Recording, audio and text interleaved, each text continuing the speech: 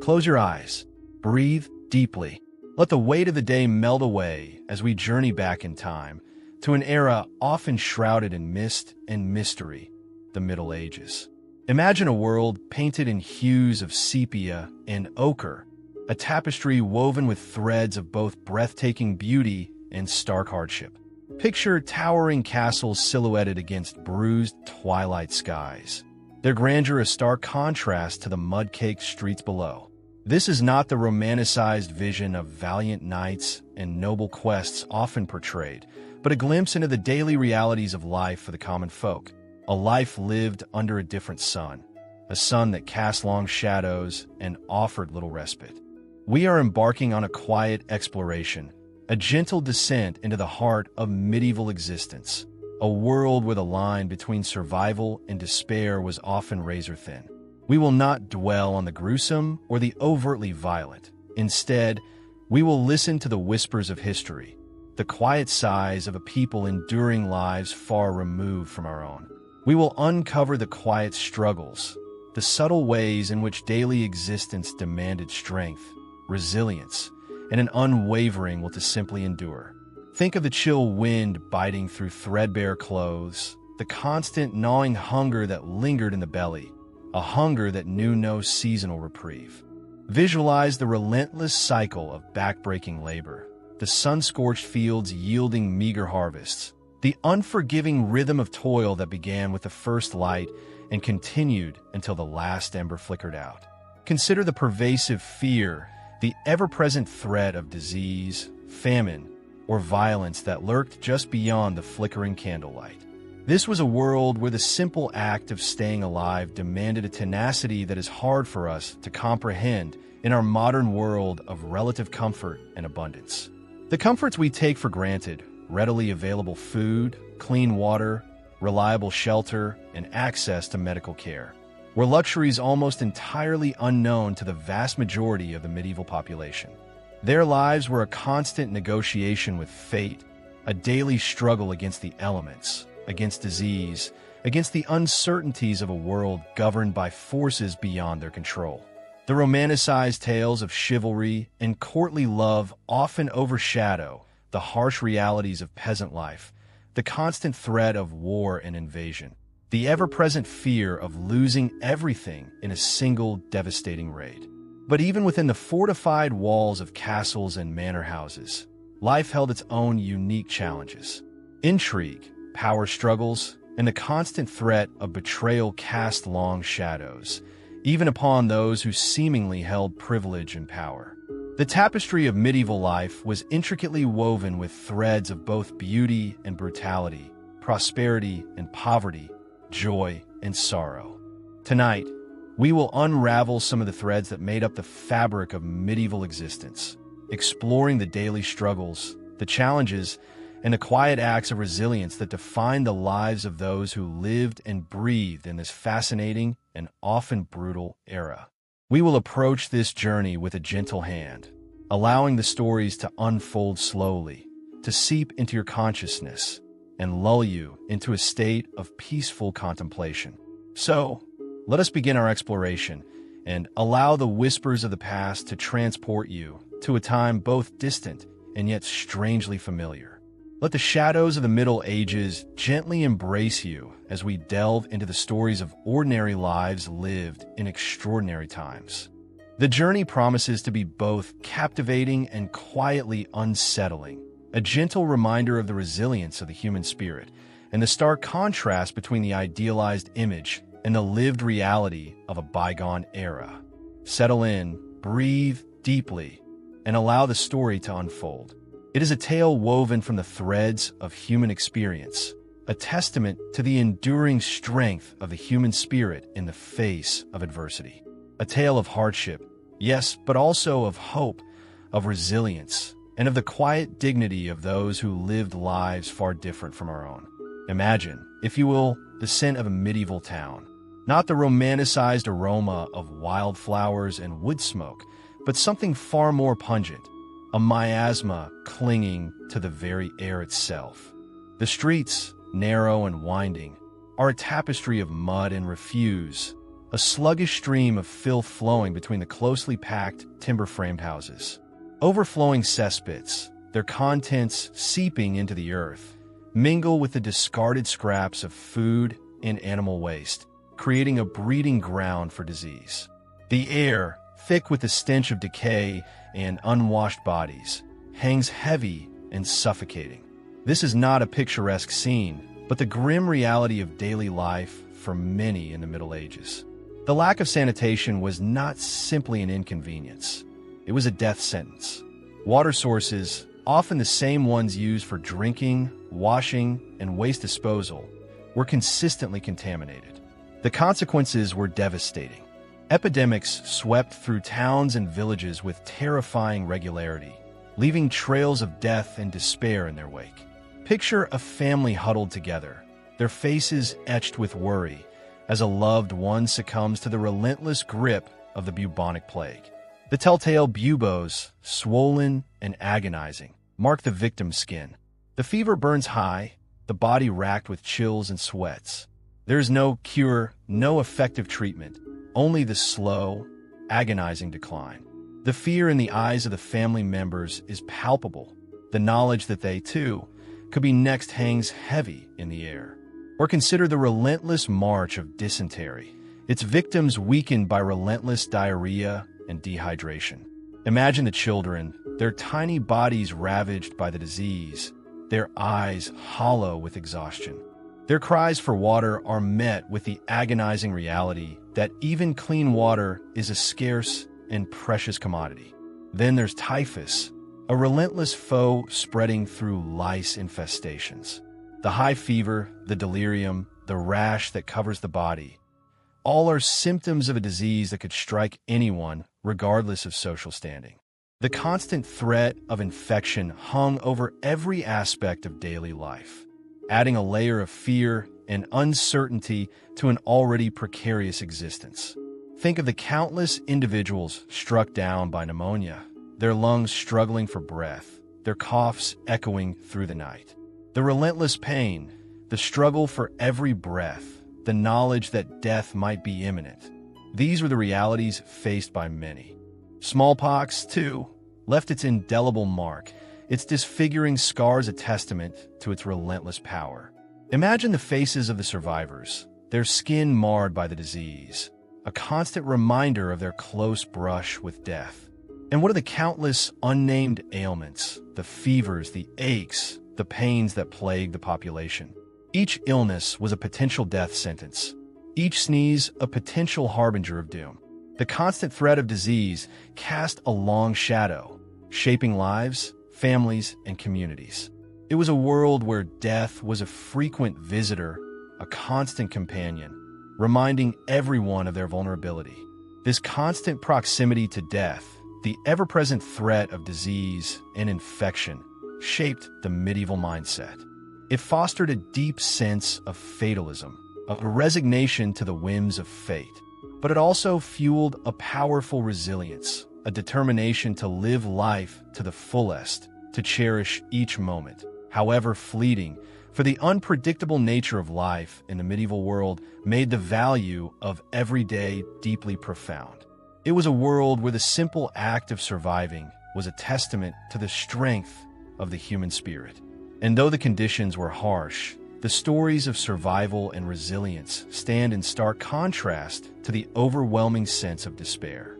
This grim reality, however, was not just a feature of the lives of the impoverished. Even those of higher social standing were not immune, constantly exposed to the dangers of illness and disease. The lack of sanitation knew no boundaries. The stench of the medieval world, the ever-present threat of disease, and the constant fear of death, these were not merely background details.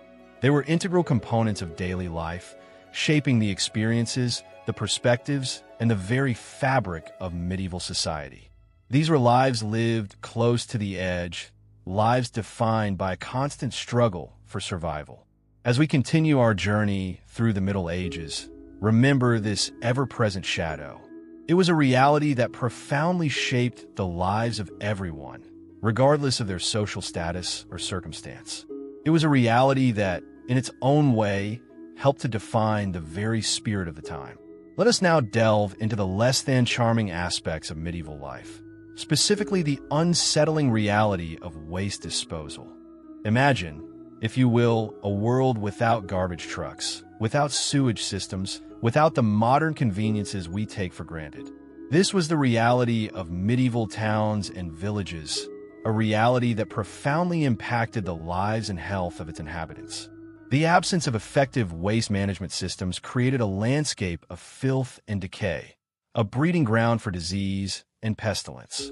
Picture a bustling medieval street, its narrow confines echoing with the sounds of daily life, the clatter of horseshoes, the cries of vendors, the chatter of townsfolk. Yet, beneath the surface of this seemingly vibrant scene lies a grim reality. The very ground beneath your feet is a mire of refuse. Discarded food scraps, animal dung, human waste, and countless other unsavory remnants of daily existence. This isn't a carefully curated scene from a historical drama. This is the stark reality. The streets, often unpaved and uneven, become a sluggish stream of filth, a murky mixture of organic matter and stagnant water.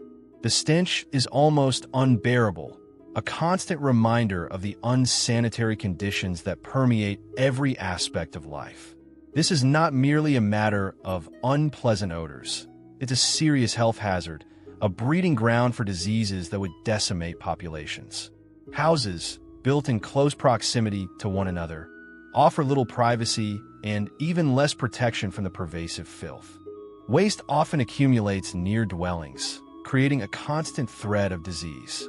Imagine the overflowing cesspits located directly behind homes, their contents seeping into the earth, contaminating the water supply and creating a breeding ground for disease.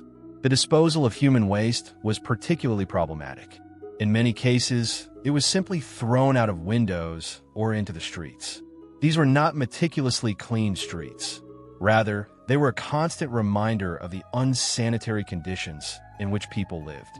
The stench was pervasive, a constant reminder of the lack of sanitation. Animal waste added to the problem. Livestock often roamed freely through the streets, leaving behind a trail of droppings that mingled with the other refuse.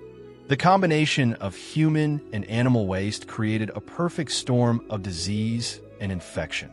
The disposal of other types of waste was equally haphazard. Garbage, discarded food scraps, and other refuse were often simply thrown into the streets, where they mingled with the other waste. There was no organized system for waste collection or disposal. The lack of effective waste management contributed to the spread of diseases such as cholera, typhoid, and dysentery. These diseases, which were often fatal, ravaged medieval populations, claiming countless lives. The constant threat of disease hung heavy in the air, shaping lives and communities in profound ways. Consider the implications for the daily lives of the people. Imagine the constant struggle to avoid stepping in the filth, the effort to protect oneself from the ever-present risk of infection. Imagine the smell, the sight, the constant awareness of the unsanitary conditions that permeated every aspect of daily life. It wasn't merely a matter of aesthetics. It was a matter of survival. The lack of sanitation wasn't limited to the streets and houses. Water sources were also contaminated, posing a significant health risk. Wells and rivers, often the only sources of drinking water, were polluted by the waste that had accumulated in the surrounding areas. The water was not only foul-tasting and foul-smelling, but also a carrier of disease. Even within the homes, sanitation was often lacking. Many homes lacked proper facilities for waste disposal, leading to the accumulation of refuse inside and outside the dwellings. This created an environment ripe for disease, with potentially fatal consequences. The consequences extended beyond individual health.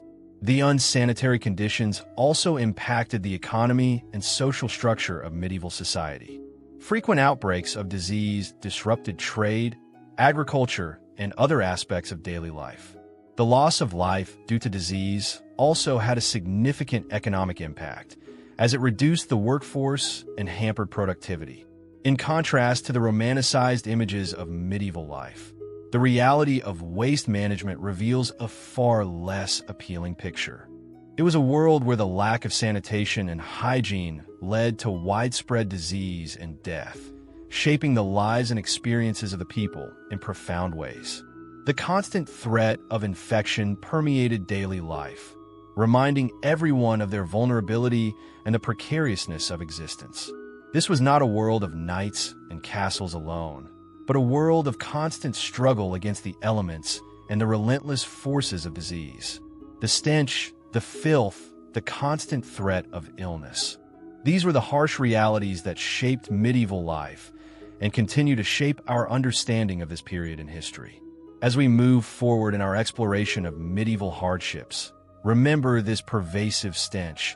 It's a reminder of the fragility of life, even in a world so different from our own. Now, let's turn our attention to a seemingly simple necessity of life: water. In the modern world, we take clean, readily available drinking water for granted. A simple turn of a tap provides us with a life-sustaining resource, purified and safe for consumption. But imagine a world where the very act of quenching your thirst could be a perilous gamble, a roll of the dice against disease and death. This was the grim reality for many in the medieval world. The water sources available to medieval people were often far from pristine.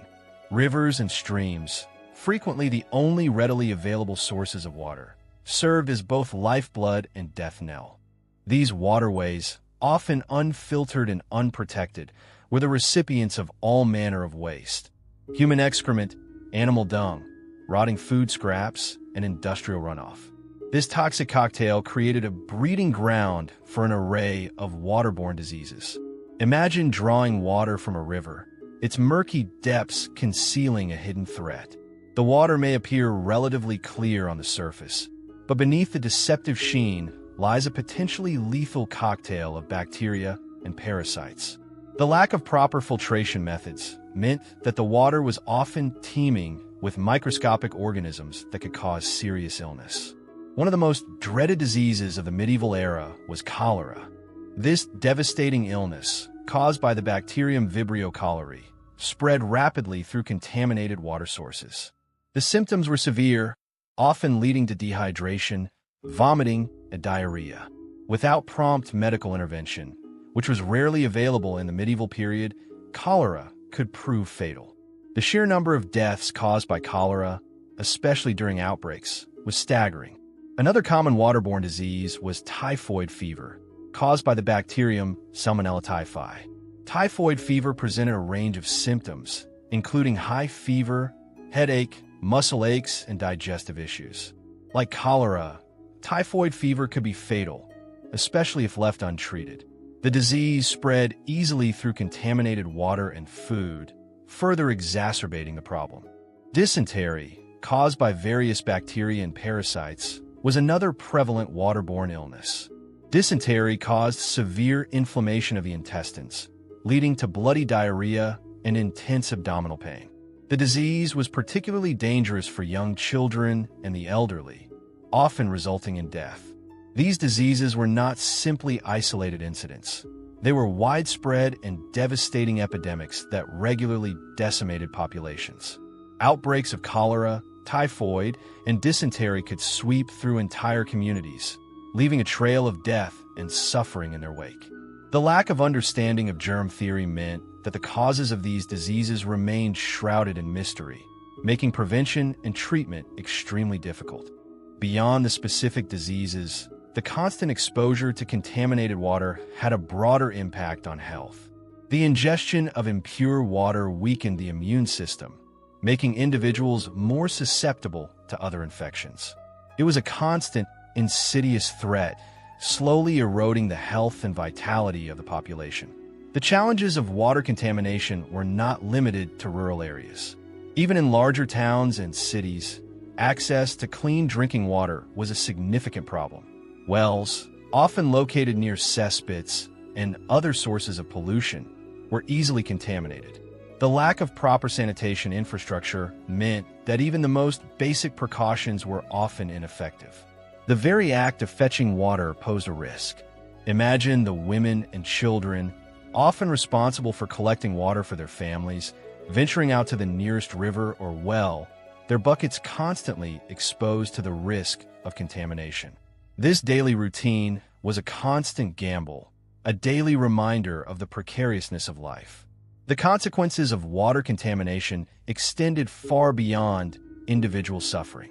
The widespread prevalence of waterborne diseases hampered economic productivity, disrupted social structures, and fueled cycles of poverty and despair. The loss of life due to these diseases had a profound impact on communities, leaving lasting scars on their social fabric. As we reflect on the hardships of medieval life, the issue of water contamination stands out as a stark reminder of the vulnerability of people in the past. The simple act of drinking water, something we take for granted today, was fraught with danger. The lack of clean water sources and the prevalence of waterborne diseases were significant factors in shaping the lives and experiences of medieval people, shaping their world in ways far beyond the immediate impact of illness and death. The weight of these hardships, constantly present and ever-threatening, serves as a powerful reminder of the progress made in public health and sanitation since those times. This silent, unseen enemy, lurking in the seemingly life-giving water, was a formidable opponent, a constant threat that shaped the very fabric of medieval existence. Now, let us gently turn our thoughts to a subject both deeply personal and universally experienced: childbirth. In the modern world, the miracle of birth is often surrounded by advanced medical care, offering support and intervention to both mother and child. Yet, imagine a time where this profound event was fraught with peril, where the very act of bringing life into the world often risked the lives of both mother and infant. This was the harsh reality of childbirth in the medieval period. The mortality rate for both mothers and newborns was alarmingly high. Infections, often stemming from unsanitary conditions, were a significant cause of death. Lacking the knowledge of germ theory, medieval people could not understand the invisible enemies that threatened the lives of women in labor and their newborns. A simple cut or tear during childbirth could easily become infected, leading to sepsis, a condition with a devastatingly high mortality rate. The birthing process itself was often fraught with danger. Without the benefit of modern medical instruments and techniques, complications during labor could quickly become life-threatening. The absence of pain relief meant that women endured excruciating pain, often alone or with only limited support from family members. The lack of trained medical professionals meant that even relatively minor complications could have catastrophic consequences. Imagine a woman in labor, her body racked with pain, her strength waning. The dimly lit room, perhaps a simple cottage or a shared dwelling, offers little comfort. The air is thick with the smells of unwashed bodies, uncleaned linens, and the ever-present stench of unsanitary conditions. There is no sterile environment, no monitoring of vital signs, no intervention to assist in a difficult delivery. The birthing practices of the time were often rudimentary, relying on traditional methods passed down through generations. Midwives, often women with limited formal training, played a crucial role in assisting women during labor. However, their knowledge and skills were necessarily restricted by the limitations of the time. They lacked the understanding of anatomy and physiology that would enable them to effectively address complications.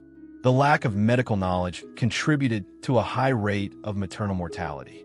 Postpartum hemorrhage, a potentially fatal complication, was a constant threat. Without the means to control bleeding, women often succumbed to blood loss following childbirth. Infections, often spreading from the unclean birthing environment, further increased the risk of death for both mother and child. The survival of the newborn also depended on a combination of luck and the mother's resilience. Without modern neonatal care, premature or weak infants had little chance of survival. The lack of sterile conditions meant that even healthy newborns were at risk of infection. The high infant mortality rate reflects the harsh realities of life in the medieval period. Many factors contributed to this high mortality rate. Malnutrition, a prevalent problem in the medieval era, weakened both mothers and their unborn children.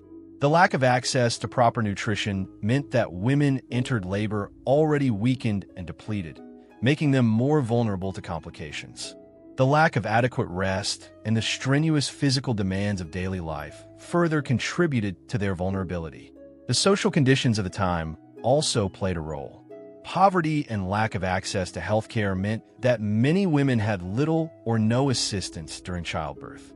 They were left to endure the pain and danger of labor alone, or with only the limited support of family members who may have lacked the knowledge or skills to provide effective assistance. The emotional toll on women was immense. The constant fear of death during childbirth, the ever-present threat to both their own lives and the lives of their babies, must have been a source of immense anxiety and stress. The high mortality rate reflects not only the harsh realities of the time, but also the profound emotional burden borne by women in the medieval period.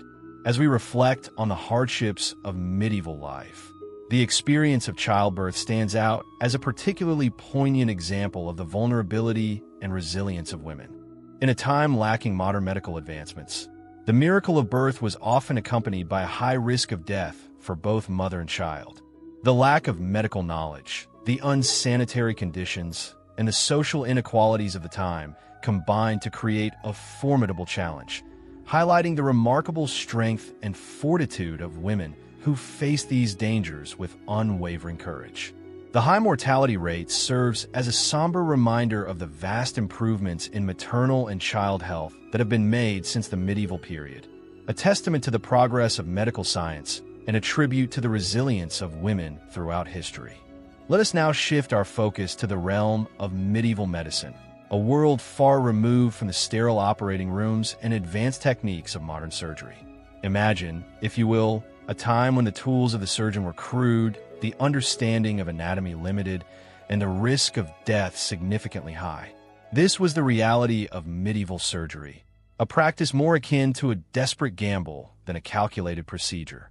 The very notion of surgery in the medieval period conjures up images of dimly lit rooms, rudimentary instruments, and a pervasive sense of dread. The absence of anesthesia meant that patients endured excruciating pain, their screams often echoing through the confines of the operating space. The lack of antiseptic techniques meant that infection was a constant and significant threat, often proving fatal. Let's consider a common surgical procedure of the time: amputation.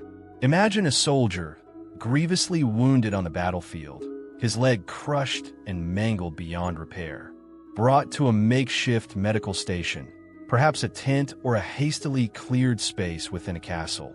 He awaits the surgeon's intervention.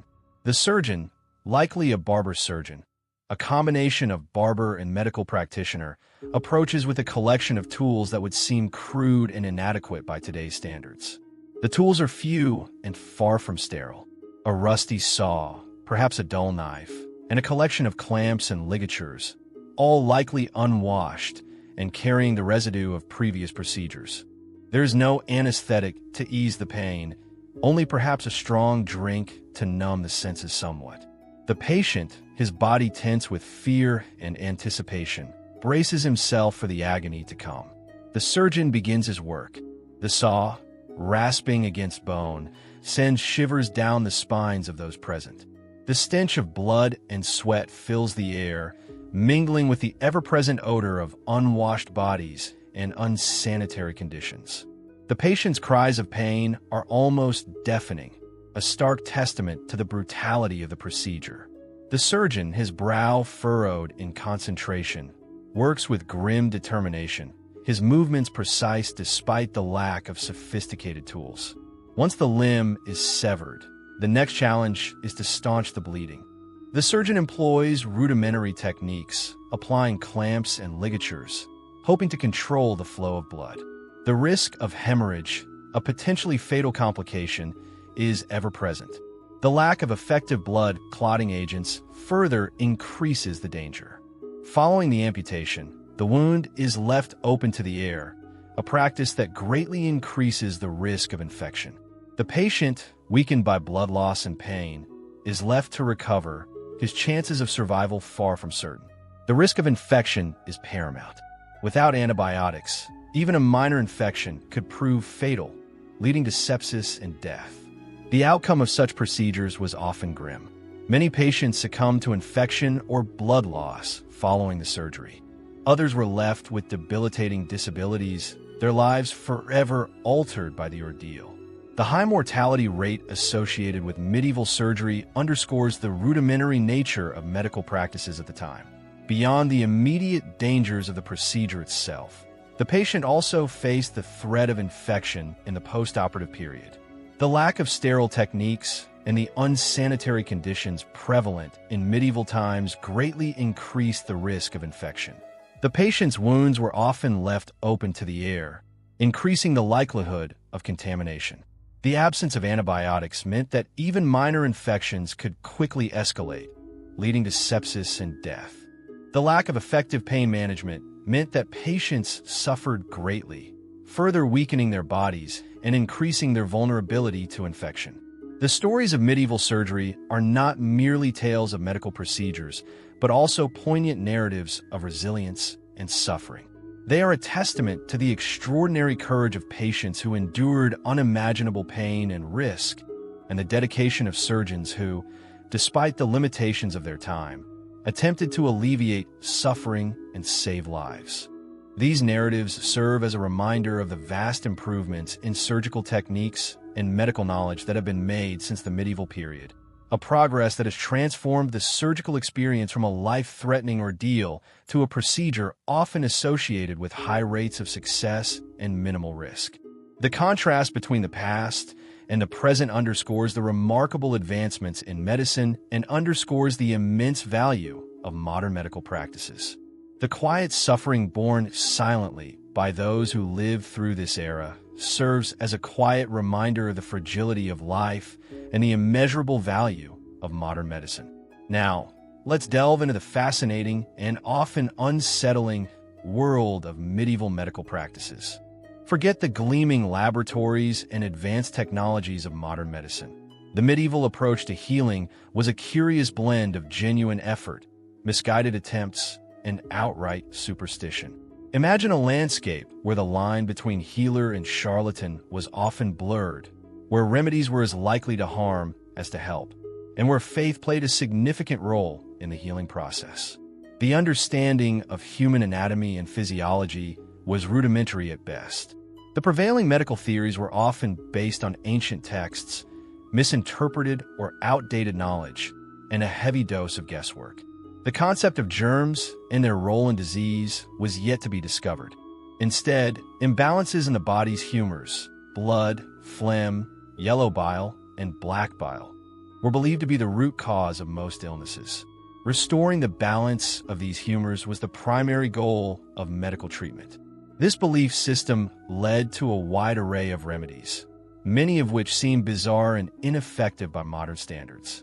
Bloodletting, the practice of draining blood from the body, was a common treatment for a variety of ailments, often performed with leeches or by making incisions. The rationale was to remove excess blood, believed to be the cause of illness. The reality, of course, was that bloodletting often weakened the patient, making them more susceptible to infection and other complications. Herbal remedies were widely used, with various plants and herbs believed to possess medicinal properties. While some herbs did have genuine therapeutic value, many were completely ineffective, and some were even toxic. The preparation and dosage of these herbal remedies were often inconsistent, leading to unpredictable results. The knowledge of herbal remedies was often passed down through generations, leading to variations in practice and potential for error. Other remedies were based on superstition and folklore. Amulets and charms were believed to ward off evil spirits and protect against illness. The application of animal products, such as crushed bones or animal fat, was also common. These treatments were often accompanied by elaborate rituals and incantations, reflecting the strong influence of religious and magical beliefs on healing practices. The role of the physician was quite different from what we know today. Physicians, often wealthy and educated men, were not always skilled in practical medicine. Their knowledge was primarily theoretical, gleaned from ancient texts and philosophical treatises. They relied heavily on observation and diagnosis, but their treatments were often based on traditional practices rather than empirical evidence. In contrast, barber surgeons, as we discussed previously, handled the more practical aspects of medical care, including surgery, wound treatment, and bloodletting. Their training was less formal than that of physicians, but they were often more experienced in practical medical procedures. Their tools were rudimentary, and the risk of infection was high. Alongside physicians and barber surgeons, a variety of other healers existed, ranging from experienced herbalists to traveling quacks offering dubious remedies. Many of these healers relied on superstition and folk remedies, often exploiting the vulnerability of the sick and desperate. Their claims were often exaggerated, and their treatments were frequently ineffective or even harmful. The prevalence of quackery and ineffective remedies highlights the limitations of medieval medical knowledge. The lack of understanding of disease mechanisms, coupled with the influence of superstition and folklore, led to the widespread use of treatments that were often more harmful than helpful. The high mortality rates and prevalence of disease in the Middle Ages reflect the inadequacies of the medical practices of the time. This era, while seemingly distant, offers a valuable lesson in the importance of scientific rigor and evidence-based medicine in achieving better health outcomes. The contrast between the often ineffective and sometimes harmful practices of the medieval era and the advancements of modern medicine serves as a constant reminder of the progress made in understanding and treating diseases. The hushed whispers of those long-gone times, filled with the sounds of ineffective remedies and unfounded hopes, offer a haunting and sobering counterpoint to the sophisticated medical landscape we inhabit today. The quiet struggles and silent suffering endured highlight the significant advancements made since then, offering a peaceful reflection on the progress of medicine and the evolution of healthcare. Let us now turn our attention to the legal systems of the medieval period, a realm often characterized by arbitrariness, cruelty, and a profound lack of fairness. Imagine a world where justice was not blind, but heavily influenced by social standing, wealth, and the whims of those in power. The concept of due process, as we understand it today, was largely absent, leaving individuals vulnerable to the capricious nature of the law. Trials were often far from the impartial proceedings we expect in modern justice systems. The ordeal, a common method of determining guilt or innocence, involved subjecting the accused to dangerous ordeals, such as carrying a red-hot iron or plunging their hand into boiling water. Survival was considered proof of innocence, while injury or death confirmed guilt. Clearly, this system was inherently flawed, offering little protection to the innocent and potentially condemning the unlucky. The very notion of a fair trial was a luxury afforded to few. Another common practice was trial by combat, where the accused and accuser would engage in a duel, with the victor deemed innocent. This method not only relied on physical prowess, but also favored the strong and privileged, leaving the weak and vulnerable at a distinct disadvantage. The outcome depended less on guilt or innocence and more on strength, skill, and perhaps even luck. Justice, in this context, was a brutal spectacle, far removed from the principles of fairness and impartiality. Even when formal trials were conducted, the proceedings were often influenced by biases and prejudices. The testimony of witnesses was not always carefully scrutinized, and the influence of powerful individuals could sway the outcome. The lack of standardized legal procedures meant that the application of the law varied significantly from region to region and from case to case. Consistency and fairness were often sacrificed at the altar of expediency and the interests of the ruling class. Punishments for crimes were often harsh and brutal, reflecting the prevailing social attitudes of the time. Capital punishment was common, with methods ranging from hanging and beheading to burning at the stake. These punishments were often carried out publicly, serving as a spectacle to deter others and reinforce social order. However, the severity of the punishments often bore little relation to the nature of the crime, reflecting the arbitrary nature of the legal system. Imprisonment, when it occurred, was often harsh and inhumane. Prisons were typically overcrowded, unsanitary, and lacked basic amenities. Inmates were often subjected to poor living conditions, disease, and abuse. Imprisonment was not necessarily seen as a rehabilitative measure, but rather as a form of punishment in itself. The conditions of incarceration further highlighted the lack of compassion and concern for human dignity within the medieval legal system. The legal system also disproportionately affected the poor and marginalized. They lacked the resources to afford legal representation or to navigate the complexities of the legal process. They were often at the mercy of powerful landowners or officials who could manipulate the system to their advantage. Injustice, therefore, was not merely an abstract concept, but a lived reality for many in medieval society. Furthermore, the legal system frequently failed to protect women, who were often subject to discriminatory laws and practices.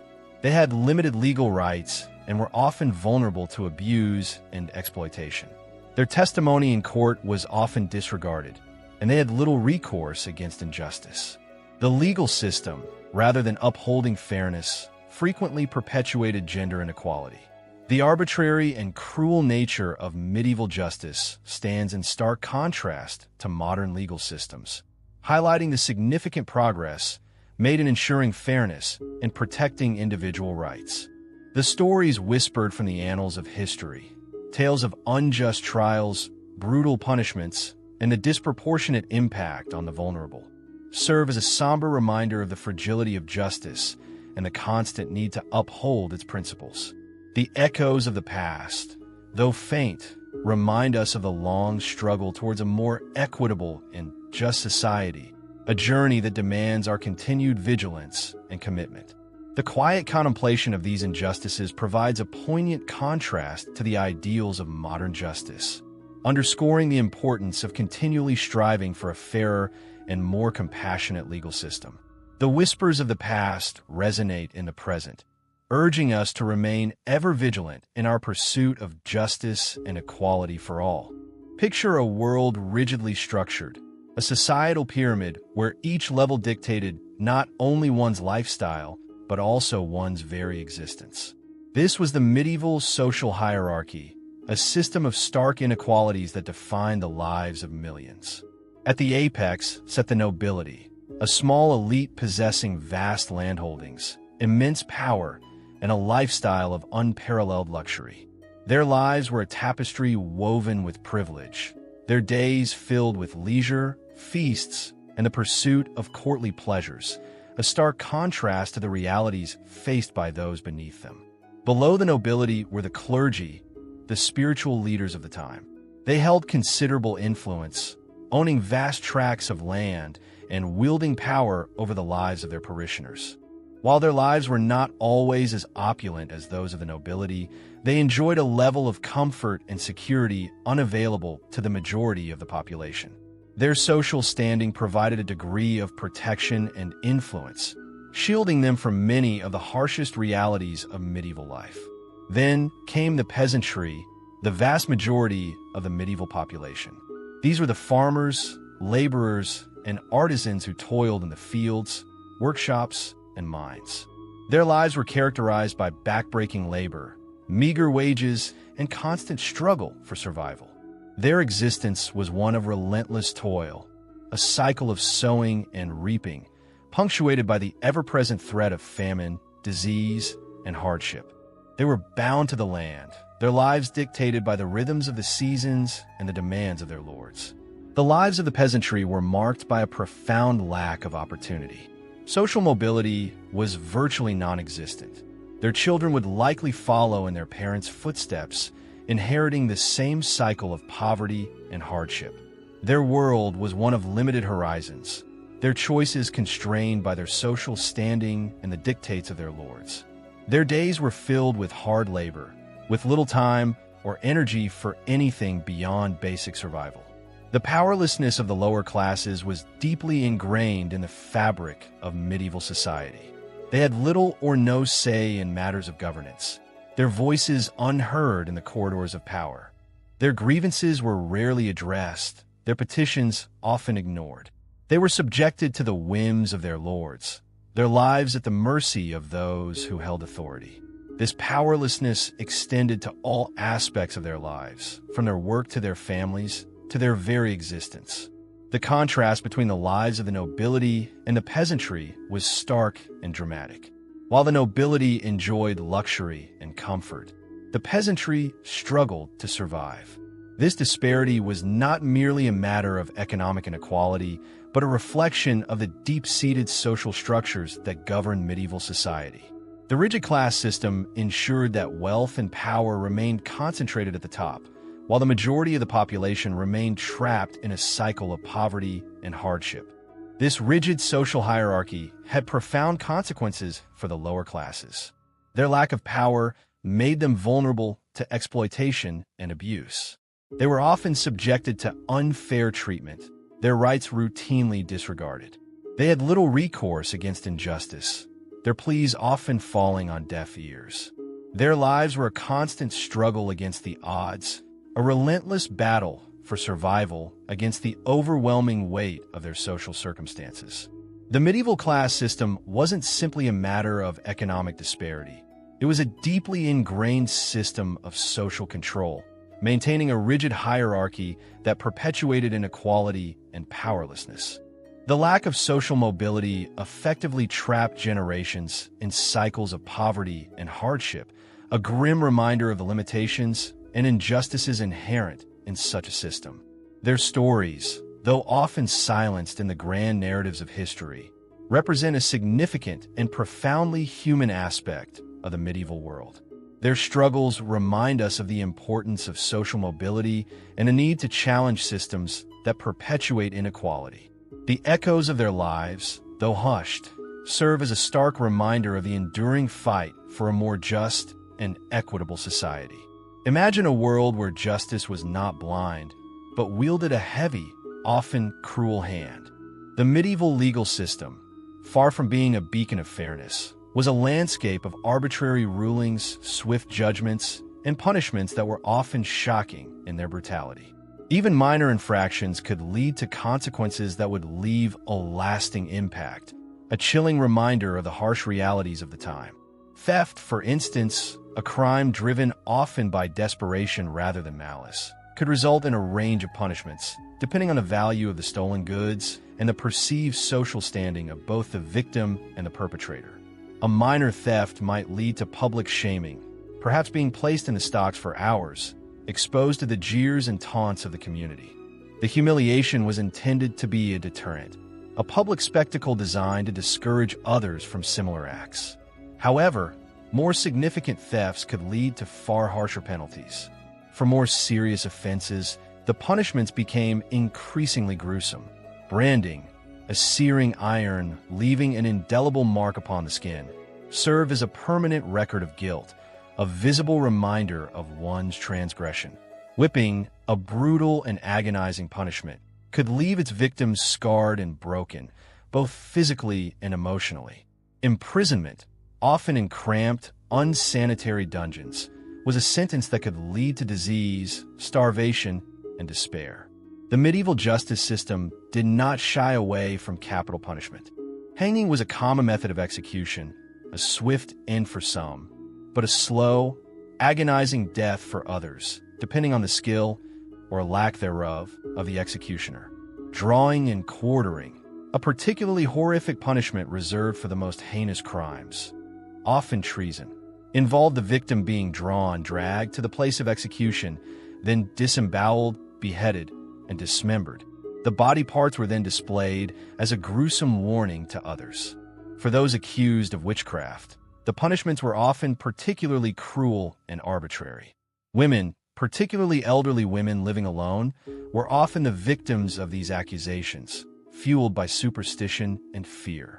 The accused faced accusations without due process, with confessions often obtained through torture. The punishments for witchcraft could range from banishment to burning at the stake, a horrific death that served as a chilling testament to the power of superstition and fear. The severity of these punishments reflects not only the harshness of the legal system, but also the precarious nature of life in the medieval period.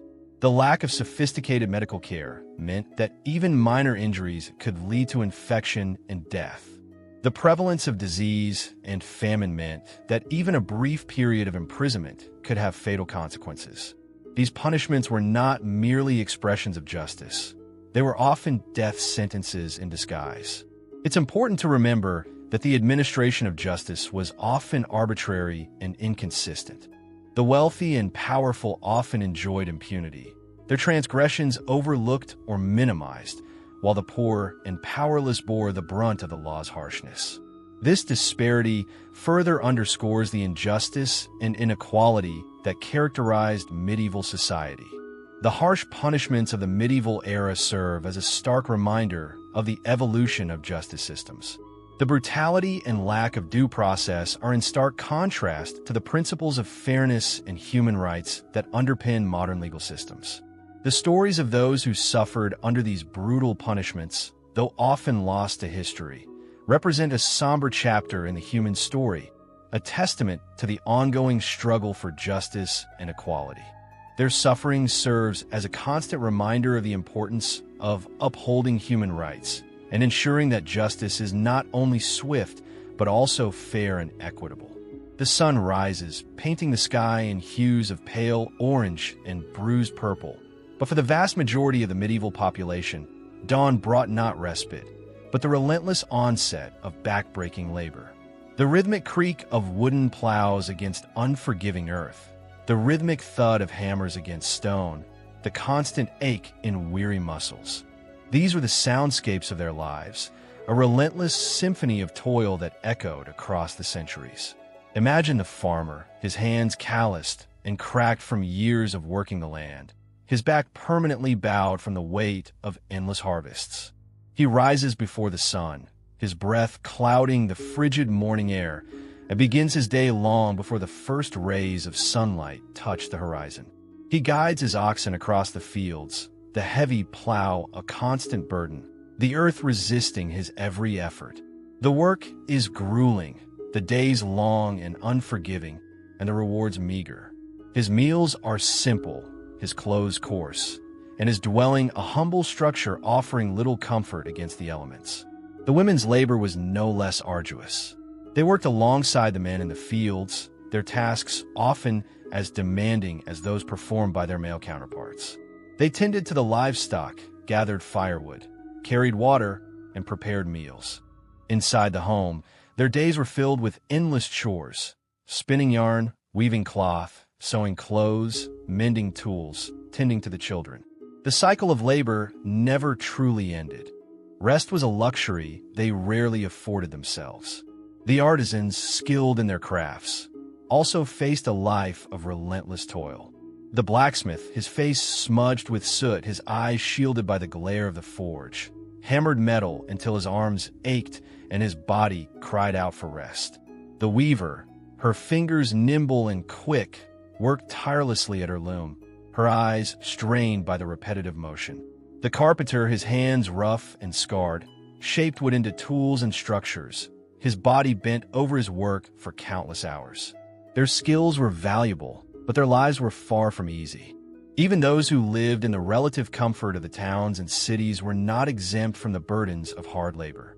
The laborers who constructed and maintained the buildings hauled heavy stones and timber, their bodies bearing the weight of the city's infrastructure. The merchants who traded goods in the marketplace worked long hours to secure their livelihood, their days filled with bargaining, haggling, and ensuring the smooth flow of commerce. The servants who tended to the needs of the wealthy and powerful toiled tirelessly, their days filled with endless chores and demands. The physical toll of this continuous labor was immense. Muscles ached, backs were bent, and hands were calloused and scarred. Injuries were common, and the lack of adequate medical care often resulted in long-term disabilities. The long hours, the poor nutrition, and the constant strain on their bodies left the medieval working class perpetually exhausted, their lives a relentless cycle of toil and fatigue. Their bodies bore witness to the hardships they endured. Their strength was a testament to their resilience. The absence of respite was perhaps the most striking aspect of their lives. There were few holidays, few moments of leisure, few opportunities to escape the relentless rhythm of work. Sundays, while offering a slight reprieve, were often spent tending to the household or performing tasks that could not be postponed. Their lives were a relentless pursuit of survival, where the struggle for sustenance overshadowed all else. Their stories, woven into the fabric of history, stand as a poignant reminder of the human cost of unrelenting labor. Their toil built the foundations of civilizations, yet they themselves received little in return but the satisfaction of survival and the enduring legacy of their hard work. Their lives, though physically demanding, were also a testament to the enduring human spirit. The gnawing emptiness in the stomach, the persistent weakness in the limbs, the hollow ache behind the eyes. These were the constant companions of many in the medieval world. Food scarcity was not an occasional inconvenience, but a pervasive threat, a shadow that loomed large over every aspect of life. The fertile crescent of the land could be generous, but could also be cruelly stingy, and the unpredictable nature of the harvests meant that hunger was a frequent visitor to even the most humble homes. Imagine a family huddled around a meager fire, the flickering flames casting long shadows on their gaunt faces. Their bowls contain a thin gruel, barely enough to satisfy the pangs of hunger. Their children, their eyes wide and pleading, reach out for more, their small hands trembling with weakness. The parents, their hearts heavy with despair, can only offer them empty promises, their own stomachs echoing the emptiness of their children's bowls. This was not a rare occurrence, but rather a common reality for countless families across the medieval landscape. The seasons dictated the rhythm of life, and the success or failure of the harvest determined the fate of entire communities. A poor harvest meant widespread hunger, and a succession of bad years could lead to devastating famine. The land, usually a source of sustenance, became a cruel mistress, withholding its bounty and condemning countless individuals to starvation. The fields, once vibrant with life, became barren wastelands, reflecting the despair that gripped the hearts of those who depended on them. Consider the Great Famine of 1315 to 1317, a period of widespread starvation that swept across Europe. Years of poor harvests, coupled with unusually wet and cold weather conditions, led to crop failures on an unprecedented scale. Fields rotted, livestock perished, and food prices soared beyond the reach of the impoverished masses. The consequences were devastating. People starved to death in their homes, their bodies left unburied in the fields. Others resorted to cannibalism, driven to desperation by their overwhelming hunger. Towns and villages were emptied as people fled in search of food, only to find themselves facing similar hardship elsewhere. The famine had a profound impact on the health and well-being of the population. Malnutrition weakened immune systems, leaving people vulnerable to disease. Infections spread rapidly, claiming many lives. The death rate soared, leaving communities scarred and depleted. The social fabric of society was strained as people struggled to survive. Crime increased as individuals resorted to desperate measures to secure food. The psychological toll of the famine was equally devastating, leaving a legacy of trauma and despair that resonated through generations. The famine's impact extended beyond the immediate loss of life. It crippled the economy, disrupting trade and commerce. Landowners suffered losses as their tenants perished, leaving their fields uncultivated. The scarcity of food led to social unrest and rebellion as people protested against the unfair distribution of resources. The Great Famine left an indelible mark on the medieval world, serving as a stark reminder of the precariousness of life and the ever-present threat of hunger. The memory of this famine, and countless others like it, serves as a poignant reminder of the vulnerability of medieval society to the whims of nature and the fragility of the food supply. The constant threat of hunger hung over every individual, shaping their lives, their choices, and their destinies. The specter of famine was not merely a distant possibility, but a constant companion, a reminder of the precariousness of life and the relentless struggle for survival in the medieval world. The quiet desperation etched on the faces of those who knew hunger intimately, a desperation that spoke volumes about the harsh realities of their existence. Their stories, whispered on the wind, are a testament to human endurance in the face of adversity. Picture, if you will, a world where the very walls of your home are a threat to your well-being, where the roof overhead offers little protection from the elements, and the floor beneath your feet is a breeding ground for disease. This was the reality for most people in the medieval world, where unsafe housing was a constant source of suffering and ill health. The homes of the peasantry, who constituted the vast majority of the population, were often little more than crude huts constructed from wattle and daub, interwoven sticks plastered with mud. These structures offered minimal protection from the wind, rain, and cold. In the winter, the interiors were damp and chilly, while in the summer, they became stiflingly hot and humid. The lack of proper ventilation and insulation created an environment conducive to the spread of disease. Imagine a family huddled together in a single room, sharing their meager space with livestock. The air is thick with the smell of damp earth, animal dung, and unwashed bodies. Parasites infest the floors and walls, while rodents scurry unseen in the shadows. Disease is a constant threat, its presence lurking just beneath the surface of their daily lives. A cough, a fever, a persistent ache. These could be the harbingers of a deadly illness that could easily sweep through the entire household. Even in more substantial homes, the conditions were often far from ideal. Overcrowding was a common problem, with multiple families often sharing a single dwelling. This close proximity increased the risk of infection, as diseases could spread rapidly from one person to another. Sanitation was rudimentary at best, with waste often disposed of directly outside the home, creating a breeding ground for disease-carrying insects and rodents. The lack of clean water further exacerbated the problem, making it difficult to maintain personal hygiene and to prepare safe food. The consequences of these poor living conditions were severe. Infectious diseases such as dysentery, typhoid, and cholera were rampant, claiming countless lives. These diseases were often fatal, leaving behind a trail of devastation in their wake. Children were particularly vulnerable, their immature immune systems unable to withstand the relentless assault of disease. High infant and child mortality rates were a stark reminder of the dangers posed by unsanitary living conditions. The lack of proper housing also contributed to other health problems.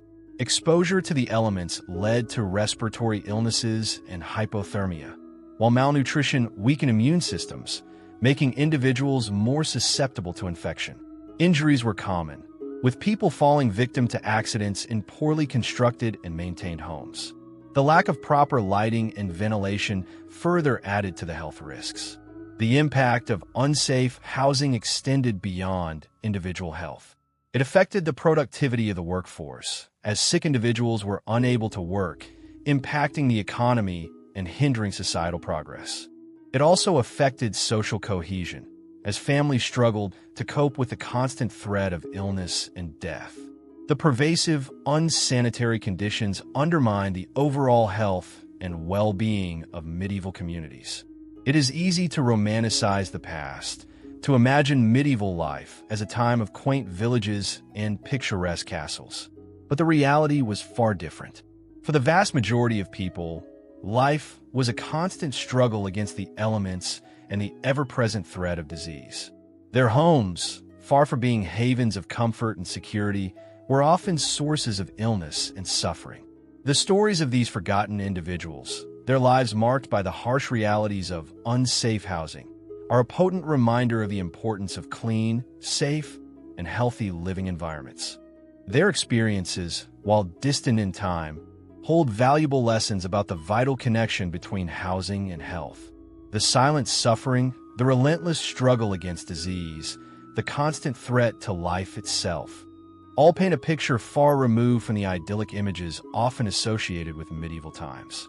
The weight of these realities, the constant pressure of survival against overwhelming odds, offers a sobering glimpse into a life lived in the shadows of disease and decay, a life deeply impacted by the simple lack of a safe and healthy home. Close your eyes and imagine walking down a dimly lit, cobbled street, the air thick with the smells of wood smoke and unwashed bodies. The sounds of shouting and drunken laughter echo from the nearby tavern, a stark contrast to the quiet fear that settles in your heart.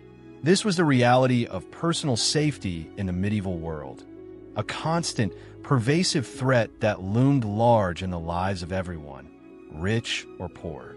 For the average person, life outside the home was fraught with danger. Bandits and thieves roamed the countryside and the towns, preying on the vulnerable. A lone traveler, especially a woman or child, risked becoming a victim of violence or theft. The lack of effective law enforcement and the slow pace of justice meant that perpetrators often went unpunished, leaving individuals to fend for themselves.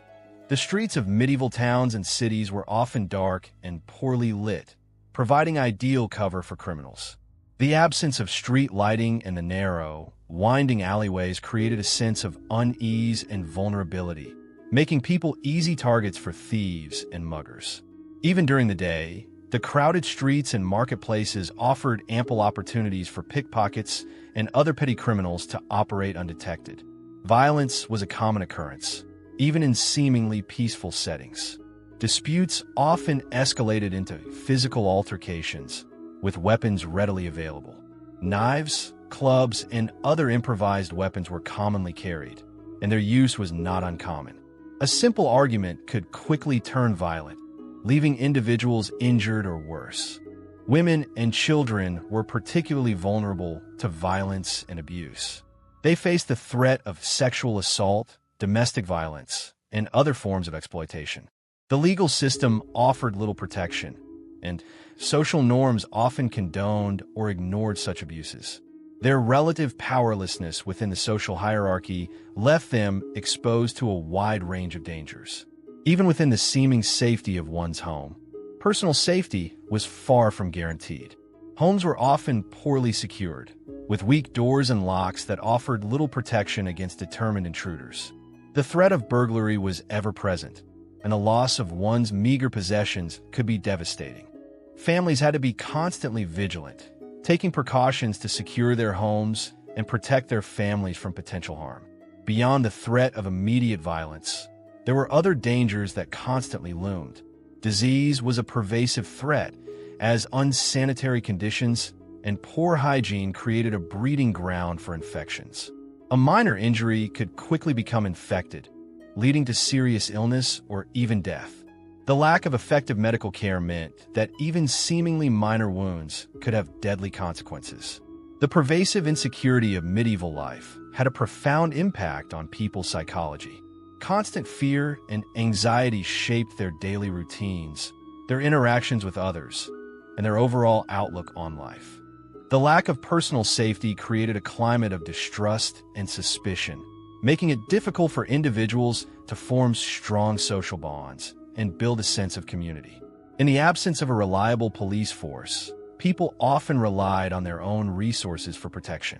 They formed neighborhood watches, armed themselves, and took other precautions to safeguard their homes and families. The constant struggle for survival against the ever-present threats of violence and insecurity created a hard and unforgiving world, where the notion of personal safety was a luxury few could afford. The quiet fear that lurked just beneath the surface of daily life, the ever-present shadow of violence and theft, shaped the very fabric of medieval society, leaving its mark on the lives of everyone who lived through it. The weight of this insecurity, the constant vigilance required to simply survive, paints a picture of a society where the most fundamental need for safety was perpetually threatened, a world where the simple act of walking down the street could hold a hidden danger, a world where the line between life and death was often dangerously thin. Imagine a world shrouded in a chilling pall, where the air itself seems to whisper of death.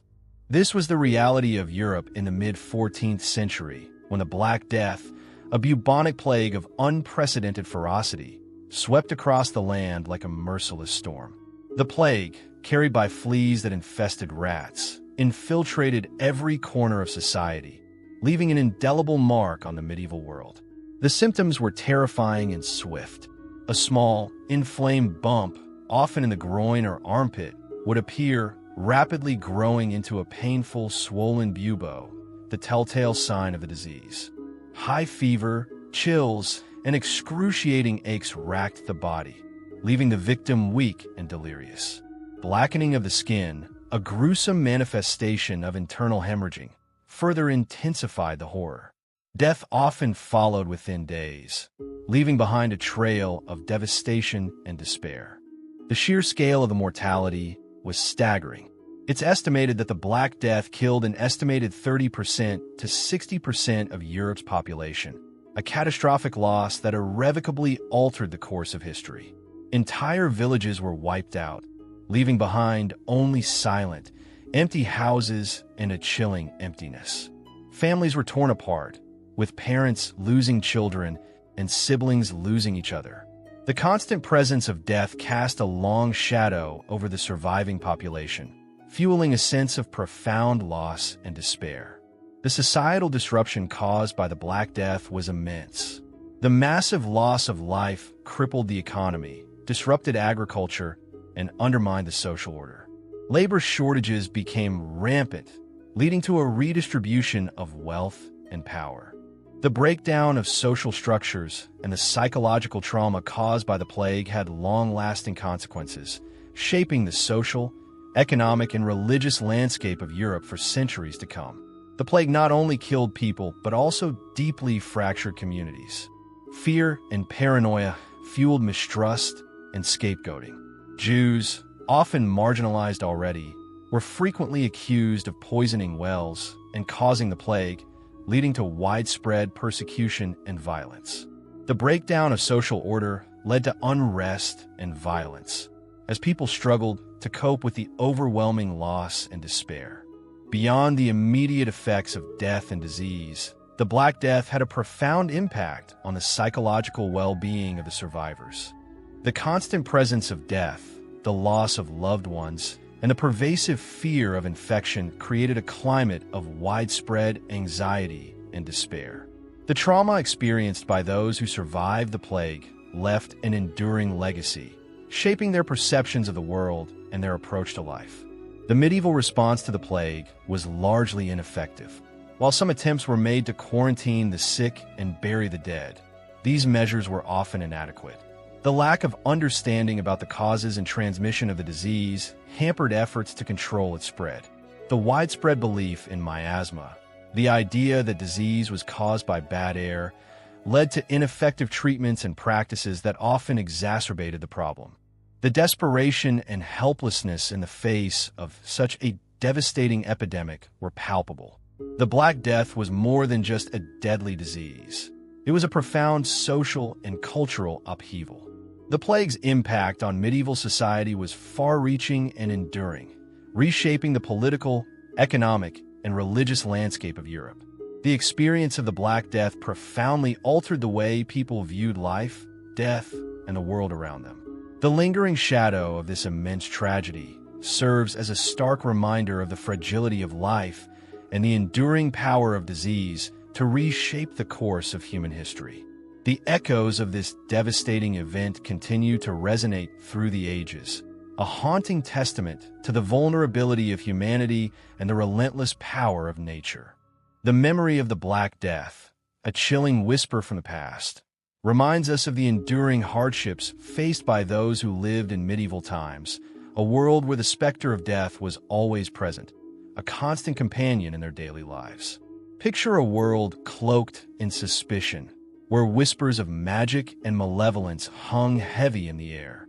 This was the chilling reality of medieval Europe, a time marked by the pervasive fear of witchcraft and the brutal persecution of those accused.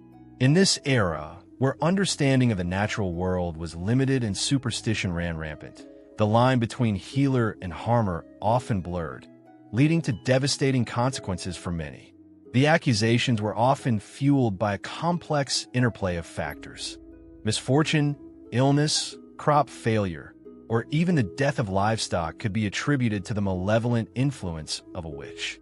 Social tensions, personal grudges, and economic rivalries often played a significant role in the targeting of individuals. Women, particularly elderly women living alone, or those who possessed unconventional knowledge of herbs and remedies, were disproportionately vulnerable to these accusations. They were often seen as figures of mystery, their independence and knowledge viewed with suspicion and fear. The trials themselves were often farcical, devoid of due process or fairness. Accused witches were subjected to brutal interrogations, often involving torture to extract confessions. Sleep deprivation, starvation, and physical beatings were commonplace, designed to break the will of the accused and elicit the desired responses. The confessions obtained under such duress were then used as evidence of guilt, regardless of their veracity. The methods of execution were as horrifying as the trials themselves. Burning at the stake was a particularly common form of punishment, a gruesome spectacle intended to serve as a warning to others. The accused were often stripped naked, bound to a stake, and slowly consumed by flames, their screams echoing in the chilling silence. Other methods of execution included drowning, hanging, or being crushed to death. These brutal methods were intended not only to punish the accused, but also to instill fear and maintain social order. The horrific details of these executions serve as a stark reminder of the dark side of medieval justice. The witch hunts were not confined to a specific period or region. They occurred across Europe, varying in intensity and duration depending on local circumstances and social dynamics. The fear of witchcraft permeated all levels of society, from the peasantry to the aristocracy. The church played a significant role in fueling this fear, using the threat of witchcraft to maintain its power and control. The witch hunts were a complex phenomenon, reflecting the anxieties, superstitions, and social dynamics of the time. The consequences of these witch hunts were devastating. Countless innocent people, many of whom were women, were accused, tried, and executed. Families were torn apart, communities were fractured, and the social fabric was weakened. The witch hunts left an enduring legacy of fear, suspicion, and social trauma. The sheer number of victims, often forgotten and unnamed, serves as a stark reminder of the injustice and cruelty inflicted upon individuals during this dark chapter of medieval history. The witch hunts were a manifestation of the broader anxieties and uncertainties of medieval life. In a world where disease, famine, and violence were ever-present threats, the belief in witchcraft offered a convenient explanation for misfortune and a scapegoat for social problems. The witch hunts also served as a mechanism for social control, reinforcing existing power structures and suppressing dissent. The victims of these hunts were often marginalized members of society, those who were already vulnerable and lacked the power to defend themselves. The legacy of the witch hunts is a complex and disturbing one. It serves as a cautionary tale about the dangers of superstition, fear, and the abuse of power. The witch hunts remind us of the importance of due process, fairness, and the protection of individual rights. The memory of those who suffered and perished during this dark period continues to resonate, prompting reflection on the fragility of justice and the enduring consequences of unchecked fear and paranoia. The chilling whispers of the past serve as a constant reminder of the need for critical thinking, empathy, and a commitment to justice for all. The medieval witch hunts stand as a haunting testament to the human capacity for both cruelty and the enduring need for compassion and understanding.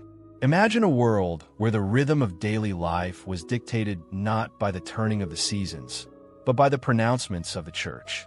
This was the reality for the vast majority of people living in medieval Europe, where the church's influence extended far beyond the confines of cathedrals and monasteries, permeating every aspect of existence, from birth to death. It was a world where spiritual and temporal power were inextricably intertwined, shaping beliefs, behaviors, and even the mundane routines of daily life. The church's power stemmed from its role as the dominant institution in medieval society. It held significant landholdings, controlled vast economic resources, and wielded considerable political influence. Its authority was not merely religious. It was also social, economic, and political. This dominance translated into a pervasive control over the lives of individuals, shaping their understanding of the world and their place within it. From the moment of birth, the Church's influence was felt. Baptism was a crucial rite of passage, marking a child's entry into the Christian community and the protection of the Church. Religious instruction was a fundamental part of education, shaping a child's understanding of morality, ethics, and their place in the divine order. The Church's teachings provided the framework for social behavior, defining acceptable conduct and outlining the consequences of transgression. Daily life itself was permeated by religious observance. The day began and ended with prayer, and the rhythm of the day was often punctuated by the ringing of church bells, calling the faithful to Mass or other religious services. Fasting and abstinence were common practices observed on specific days or during particular seasons of the year. Religious festivals and holidays provided opportunities for communal celebration and reinforced the Church's authority. The Church's influence extended to the most intimate aspects of life. Marriage was a sacrament, overseen by the Church and governed by its rules and regulations. Divorce was virtually impossible, ensuring that the Church had ultimate control over marital unions. The Church also exercised considerable authority over family life, offering guidance on moral conduct and resolving family disputes. Even death was a deeply religious event, with elaborate funeral rites and prayers for the departed ensuring that the Church's presence continued beyond the grave. The Church's control was not always benevolent.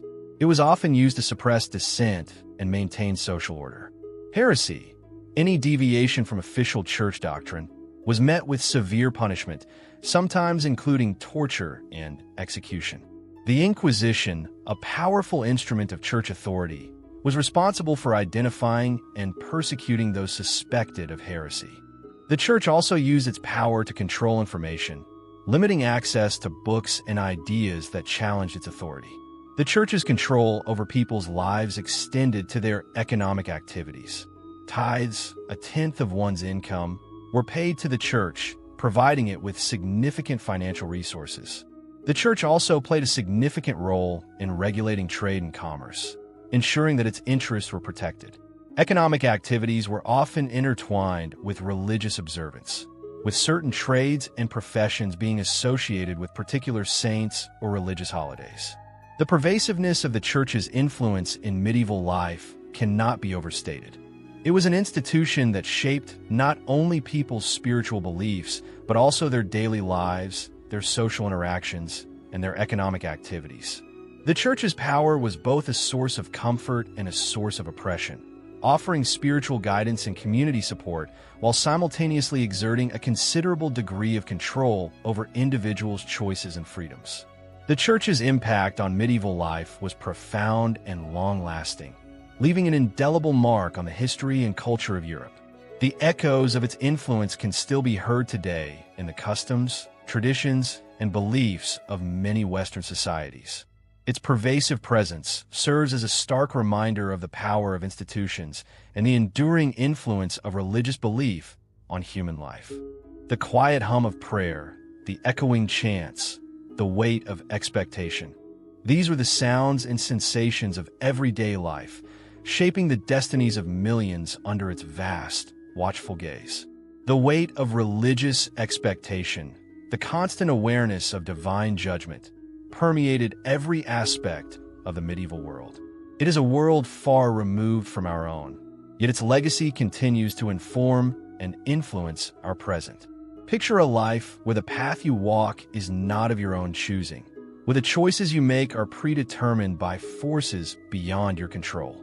This was the reality for most people living in the medieval world, a world where personal freedom was a luxury afforded to very few. The weight of societal expectations, the rigid structures of feudal society, and the unwavering influence of the Church all conspired to limit individual autonomy, shaping lives in ways that would seem unimaginable today. The feudal system, the backbone of medieval society, was a hierarchical structure that dictated social roles and responsibilities. Born into a specific social class, peasant, serf, noble, or clergy, one's life trajectory was largely predetermined. Peasants and serfs, the vast majority of the population, were bound to the land, their lives dictated by the whims of their lords. Their labor was essential to the functioning of the feudal system, and they had little say in their working conditions, their wages, or their daily lives. Their existence was largely one of toil and obligation, a cycle of backbreaking work punctuated by periods of hunger and hardship.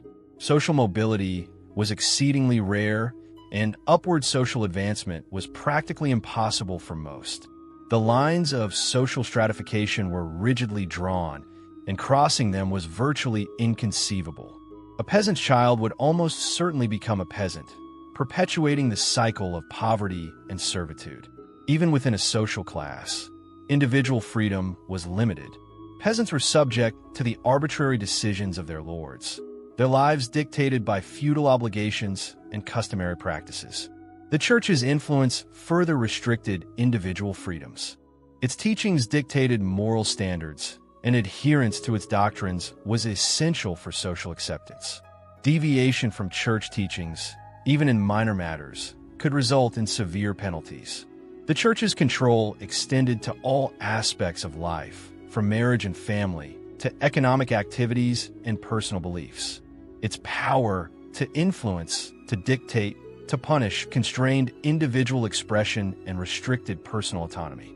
Even within the nobility, personal freedoms were far from absolute. Noblemen and women were bound by codes of conduct, their lives governed by the customs and traditions of their respective social circles. Their choices were often limited by the expectations of their peers and the demands of their social standing.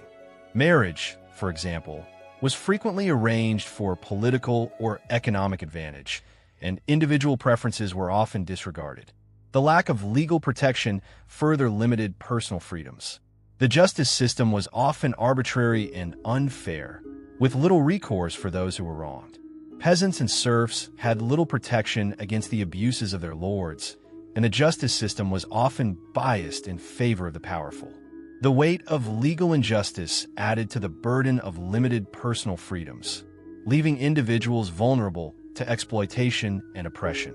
Moreover, the pervasive insecurity and violence of the medieval world further restricted individual freedoms. The constant threat of crime, warfare, and natural disasters constrained people's movements and limited their ability to pursue their own interests. The fear of violence and the uncertainty of life often forced individuals to conform to societal norms and expectations. The weight of fear was a constant companion, shaping decisions and limiting personal freedoms. The absence of personal autonomy was a defining characteristic of medieval life. The rigid social structures, the powerful influence of the Church, and the pervasive insecurity and violence all combined to limit individual freedom and shape the lives of millions. It was a world where the choices one made were often dictated by external forces, where the path of one's life was determined not by personal aspirations, but by the constraints of a hierarchical and often unforgiving society. The quiet resignation, the acceptance of fate, these were the silent undercurrents of medieval life, shaping the very fabric of existence. The weight of expectation, the constant pressure to conform, the lack of agency. These were the subtle but powerful forces that shaped the lives of individuals in a world where freedom was a rare and precious commodity. The lack of choice, the predetermined path, the constant awareness of societal constraints. These are the threads that woven together the tapestry of medieval experience, a legacy that continues to resonate through history. The weight of this legacy serves as a potent reminder of the fragile nature of freedom and the constant struggle for individual autonomy. Imagine a world where the average lifespan barely exceeded 30 years. Not the comfortable, predictable 30 years we know today, but a life lived under the constant shadow of death, a life where the fragility of existence was a daily reality. This was the harsh truth of medieval life, a world where high mortality rates cast a long, chilling shadow over every aspect of existence. The Grim Reaper walked hand in hand with everyday life, a constant companion to both the rich and the poor, the noble and the peasant. Death was not an infrequent visitor, but a familiar presence, a stark reminder of the precariousness of human life. Infancy and childhood were particularly perilous periods, fraught with dangers that claimed countless young lives. Simple infections, easily treatable today, could prove fatal in the medieval world, where sanitation was poor, medical knowledge limited, and access to healthcare virtually non-existent for most. Picture a mother cradling her newborn, her heart filled with hope and trepidation, knowing that the odds were stacked against her child's survival. The infant mortality rate was staggeringly high, with a significant portion of infants dying before their first birthday.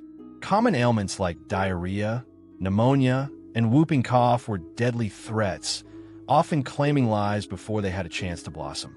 The constant threat of disease hung heavy in the air, a palpable fear that permeated every household. Even those who survived infancy faced a constant barrage of threats. Childhood diseases, malnutrition, and accidents were common causes of death, leaving many families to mourn the loss of their children before they reached adulthood. The medieval world was a harsh and unforgiving environment, and a high child mortality rate was a stark testament to this reality. Imagine the weight of grief, the constant fear of loss, the ever-present awareness of mortality. These were integral aspects of the medieval experience. The struggle for survival was relentless, and the constant threat of death shaped the very fabric of daily life. People lived in close proximity to death, witnessing it firsthand in their communities. Funerals were frequent occurrences, and the sounds of mourning were a familiar part of the soundscape. Death was not a distant abstraction, but a tangible reality that permeated every aspect of medieval life. Beyond infancy and childhood, the threat of death persisted throughout adulthood. Disease, famine, and violence were constant companions, claiming lives at every age. The Black Death, a bubonic plague that swept through Europe in the 14th century, serves as a grim reminder of the devastating impact of infectious diseases. Millions perished, leaving a trail of devastation and altering the course of history. The lack of medical knowledge and effective treatments made even minor injuries potentially fatal. Simple infections could quickly spiral out of control, leading to sepsis and death. Surgical procedures, though sometimes necessary, were often brutal and highly risky, increasing the chances of infection and death. The absence of effective pain relief only added to the suffering and increased the likelihood of a fatal outcome. The constant threat of death shaped the medieval worldview. Religious beliefs and practices played a central role in coping with mortality. Faith offered solace and hope in the face of death, and the church played a significant role in providing spiritual comfort and guidance during times of loss. Yet, despite the comfort offered by religion, the high mortality rates remained a constant and sobering reminder of the fragility of human life. The short life expectancy and high mortality rates were not mere statistics, but a lived reality. They shaped the way people lived, loved, and mourned. They influenced social structures, economic activities, and personal beliefs. The constant awareness of death permeated every aspect of medieval society, casting a long shadow over every individual's life. The medieval world was a world where life was short, death was frequent, and the ever-present threat of mortality shaped the very essence of human existence. It is a testament to the resilience of the human spirit that life continued, even in the face of such overwhelming mortality. The echoes of this constant threat resonate through history, reminding us of the fragility of life and the importance of cherishing each moment. The weight of mortality, a constant companion in the medieval world, leaves an indelible mark on our understanding of this era. The clash of steel, the screams of the dying, the burning of villages. These were not mere figments of imagination, but chilling realities for the inhabitants of medieval Europe. War was a constant companion, a relentless shadow that loomed large over everyday life, its devastating impact felt by all, regardless of social standing. The idyllic image of valiant knights and noble quests often obscures the brutal truth. War in the medieval period was a catastrophic event, leaving a trail of destruction and suffering in its wake. Picture a small village, nestled peacefully in a verdant valley. The villagers, simple folk eking out a living from the land, go about their daily routines, unaware of the impending doom. Suddenly, the distant rumble of approaching armies shatters the tranquility. Fear grips the hearts of the villagers as they witness the horrifying spectacle of organized violence descending upon their peaceful existence. The arrival of the warring factions marks the beginning of a nightmare. Homes are ransacked, fields are trampled, and livestock are slaughtered. The once peaceful village is transformed into a battleground, a scene of chaos and destruction. The sounds of clashing swords and desperate cries for mercy fill the air, a grim symphony of violence and despair. Civilians, caught in the crossfire, become victims of circumstance. Men, women, and children are subjected to violence, rape, and murder. Those who manage to escape the immediate violence often find themselves facing starvation and disease in the aftermath of the conflict. The destruction of crops and livestock leaves communities vulnerable to famine, and the unsanitary conditions created by the war lead to outbreaks of deadly diseases. The psychological toll of war is equally devastating. The constant threat of violence, the loss of loved ones, and the destruction of homes and communities leave deep emotional scars on the survivors. The trauma experienced during wartime can have long-lasting consequences, shaping the lives of individuals and communities for generations to come. War was not a rare occurrence, but a recurring event in the medieval period.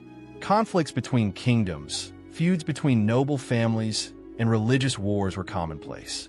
These wars often lasted for years, even decades, causing widespread suffering and instability. The constant threat of conflict hung heavy in the air, casting a long shadow over everyday life. The impact of war extended far beyond the battlefield. Economic disruption, social upheaval, and political instability were common consequences of prolonged conflict. The destruction of infrastructure, the disruption of trade, and the displacement of populations had far-reaching economic repercussions, leading to widespread poverty and hardship. The medieval period was characterized by a complex web of alliances and rivalries between kingdoms and noble families. These intricate relationships often led to conflicts that spanned generations. The constant threat of war meant that the people of medieval Europe lived with a perpetual sense of uncertainty and insecurity. The lack of a strong central authority to maintain peace and order only exacerbated the problem, leading to frequent outbreaks of violence. The devastating impact of war on the civilian population was immense. Not only did civilians suffer from the immediate violence of conflict, but they also faced the long-term consequences of economic disruption, social upheaval, and political instability. The memory of war haunted generations, shaping the lives of individuals and communities for centuries to come. The constant threat of conflict, the brutal realities of warfare, and the devastating impact on civilian populations cast a dark shadow over the medieval world, reminding us of the human cost of war and the enduring legacy of violence. The horrors of war were not confined to the battlefield. The aftermath of conflict often brought even greater suffering. Disease, famine, and displacement became commonplace, leaving communities devastated and vulnerable. The long-term effects of war could be felt for generations, shaping the social, economic, and political landscape of medieval Europe. The constant threat of conflict, the brutal realities of warfare, and the devastating impact on civilian populations cast a dark shadow over the medieval world, a stark reminder of the human cost of war and the enduring legacy of violence. The stories of medieval warfare often focus on heroic knights and grand battles, but the reality was far more complex and far more devastating. The civilian population bore the brunt of the conflict, suffering immensely from the violence, destruction, and instability that war brought. The image of the peaceful, idyllic medieval village is shattered by the grim reality of war, reminding us of the immense human cost of conflict and the enduring legacy of violence. The constant threat of conflict, the brutal realities of warfare, and the devastating impact on civilian populations are a testament to the harsh realities of medieval life. The echoes of this violence resonate through the ages, a sobering reminder of the human cost of war and the enduring need for peace. Imagine a world where the constant gnawing of hunger is a familiar companion, where the warmth of a fire is a luxury, and where a roof overhead is a privilege few can afford. This was the reality for countless individuals in medieval Europe, a world where poverty was not an exception but the norm. The tapestry of medieval life, often romanticized, was woven with threads of desperation, despair, and the ceaseless struggle for mere survival. The vast majority of the population lived in abject poverty, their lives a relentless cycle of backbreaking labor and meager sustenance. The peasants, the backbone of medieval society, toiled endlessly in the fields, their hands calloused and their bodies weary. Their reward was often barely enough to keep body and soul together, a meager existence punctuated by the ever-present threat of famine and disease. Poverty was not merely a lack of material possessions.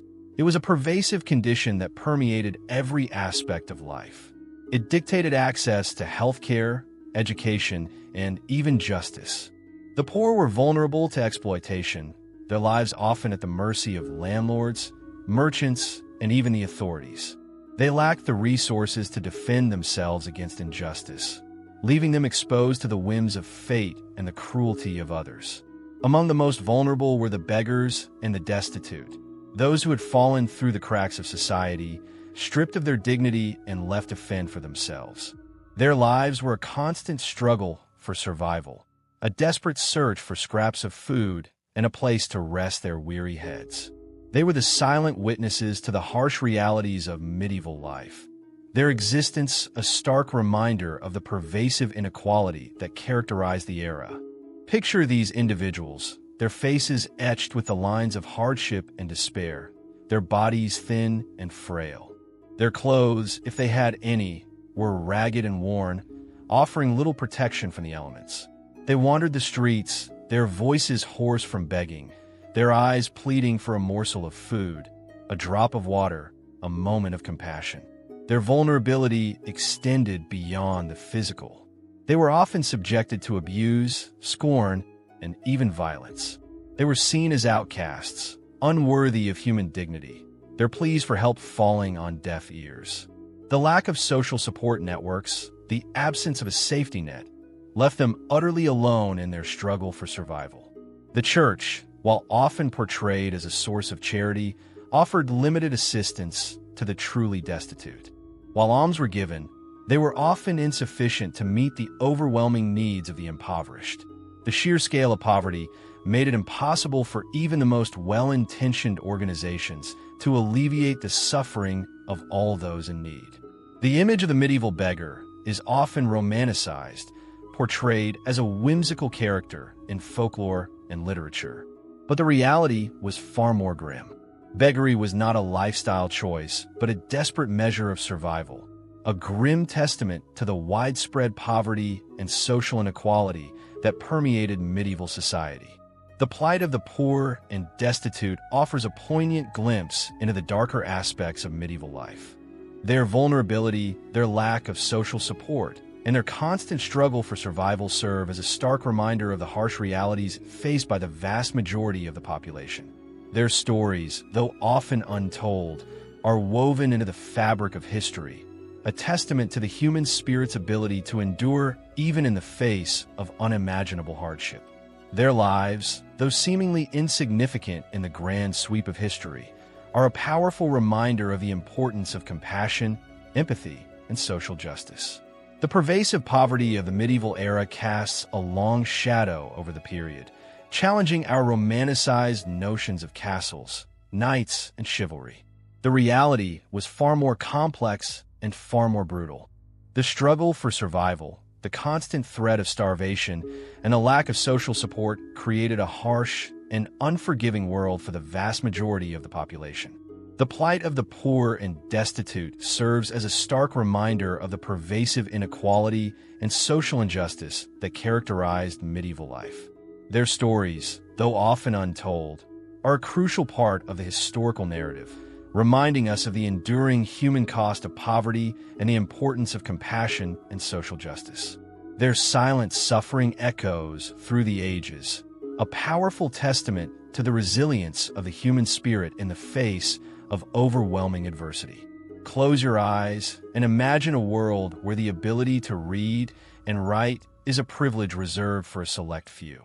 A world where the vast majority of the population is illiterate, their lives shaped by a profound lack of access to knowledge and information. This was the stark reality for most people living in the medieval period, a time when education was not a right, but a luxury enjoyed by only the wealthiest and most privileged members of society. The scarcity of educational opportunities was a direct consequence of the societal structures of the era. Feudalism, with its rigid hierarchical system, confined access to learning primarily to the nobility and the clergy. These elite groups had the resources and the leisure time to pursue intellectual pursuits, while the peasantry, burdened by endless toil in the fields, had little opportunity for formal schooling. For the vast majority of the population, life was a relentless cycle of manual labor, leaving little time for anything beyond the immediate demands of survival. The daily struggle for sustenance, the constant threat of disease and famine, left little room for intellectual pursuits. Education, in its formal sense, was simply not a practical consideration for the majority of medieval people. Even for those who had the potential for learning, the lack of resources and infrastructure created significant barriers to acquiring knowledge. Books were expensive and rare, often painstakingly hand-copied by scribes in monasteries and scriptoria. These precious volumes were not readily accessible to the common people, who lacked the means to purchase or even borrow them. The limited availability of schools further compounded the problem. Formal education was largely confined to monasteries, cathedrals, and the courts of noblemen.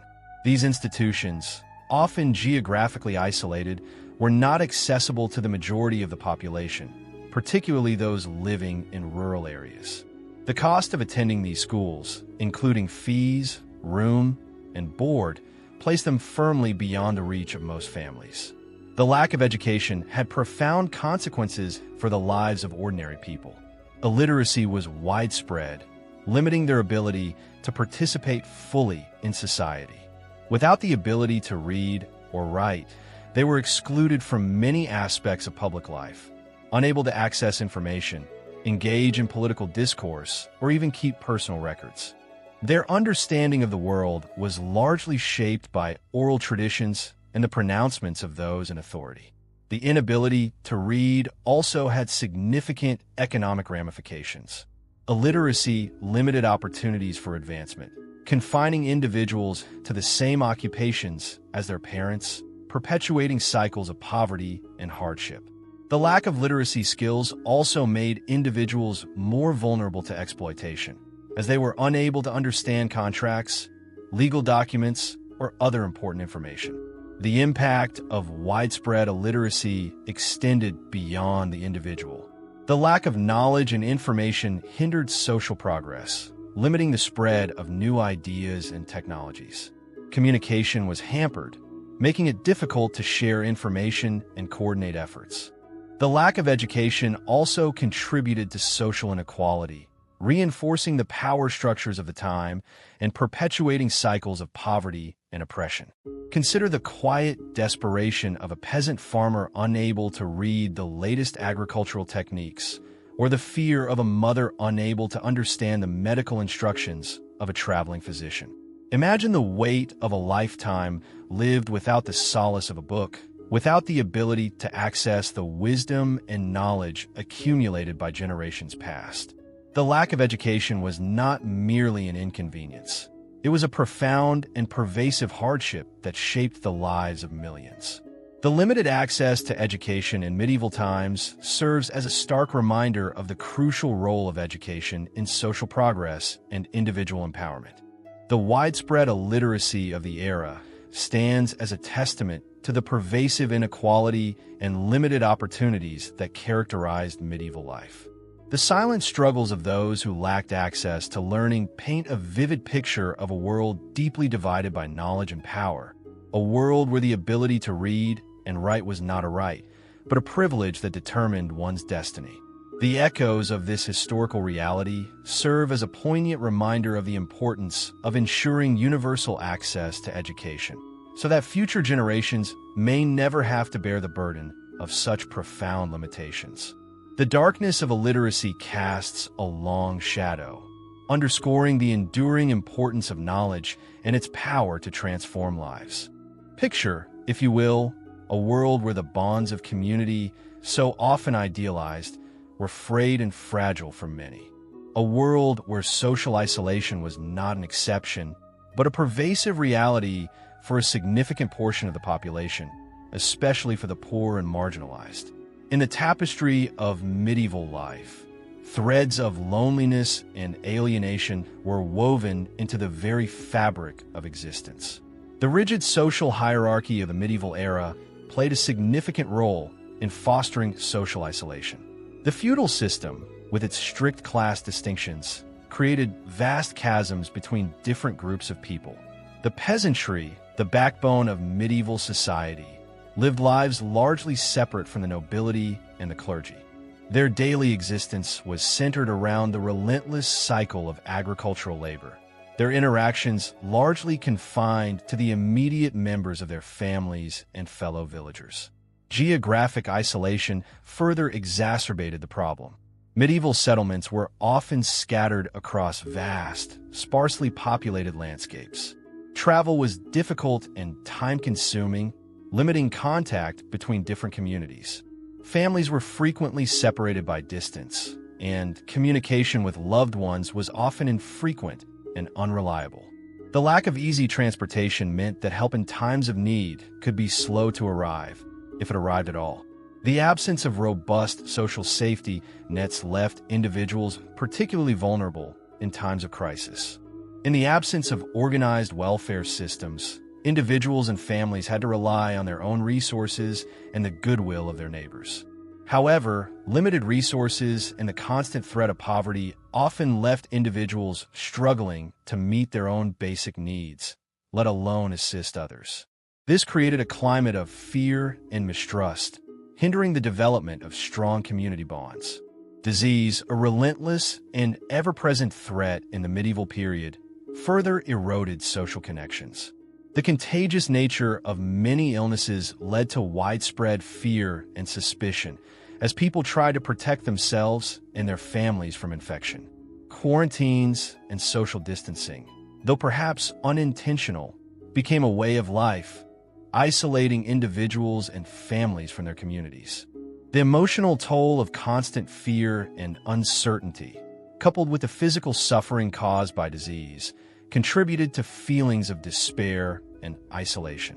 The lack of opportunities for social interaction outside of work and family life also contributed to feelings of loneliness and alienation. Recreational activities were often limited to simple games, storytelling, and religious observances. The absence of public spaces for socializing and leisure further exacerbated the sense of isolation, particularly for individuals who were unable to participate in religious or communal activities due to physical limitations or social exclusion. For the marginalized members of society, the poor, the sick, the elderly, and the disabled, social isolation was often particularly acute. Their vulnerability and limited resources made them easy targets for exploitation and abuse, leaving them with little support or protection. Their marginalized status further distanced them from mainstream society, creating a profound sense of exclusion and loneliness. The absence of formal institutions for social support, such as hospitals, nursing homes, and social welfare agencies, left individuals and families to cope with hardship alone. The responsibility for caring for the sick, the elderly, and the disabled fell primarily on the family, placing an immense burden on households already struggling to survive. The lack of social support networks left those in need feeling abandoned and alone, facing their challenges without the comfort and assistance of a wider community. The weight of social isolation in medieval times was immense, impacting not only the emotional well-being of individuals, but also the stability and resilience of communities. The lack of community support created a climate of fear and suspicion, hindering social cohesion and progress. The echoes of this historical reality still resonate today, serving as a reminder of the importance of fostering strong community bonds and creating support systems that ensure that no one is left to face hardship alone. The quiet desperation of a solitary life, the unspoken loneliness in the midst of a crowded world. These are the shadows of medieval isolation, a darkness that highlights the enduring need for human connection. As we consider the hardships of the medieval world, let us not forget the quiet suffering of those who lived isolated lives, their spirits burdened by a profound absence of community. Let us now delve into the rhythm of a medieval day, a relentless cycle of toil and struggle, a daily grind that shaped the lives of countless individuals. The sun, rising over a landscape often scarred by conflict and poverty, heralded not a promise of ease, but the commencement of backbreaking labor. For the vast majority, life was a relentless pursuit of mere survival, a constant battle against hunger, fatigue, and the ever-present threat of disease. Imagine waking before dawn, the chill of the pre-sunrise air biting at exposed skin. The rough-spun clothes offered little protection from the elements, and the meager breakfast, if there was one, did little to stave off the gnawing hunger that would persist throughout the day. The work began soon after, a cycle of repetitive tasks that demanded both physical and mental endurance. For the peasant farmer, it was the endless labor in the fields, the back-breaking toil of plowing, sowing, weeding, and harvesting. Each movement a testament to the relentless demands of survival. Each drop of sweat a tribute to the harshness of the land. The tools were crude, the methods rudimentary. The plow, a heavy wooden contraption, required immense strength to guide through the unforgiving soil. The scythe, a sharp crescent-shaped blade, demanded precision and stamina to reap the harvest. The constant strain on muscles and joints took its toll, leaving many with chronic aches and pains that worsen with age. For those who lived in towns and cities, the daily grind was no less arduous. The artisan, toiling in their workshop, faced a similar cycle of repetitive work, their hands calloused and their bodies weary from the constant strain. The blacksmith, shaping metal in the intense heat of the forge, was exposed to the dangers of fire and fumes.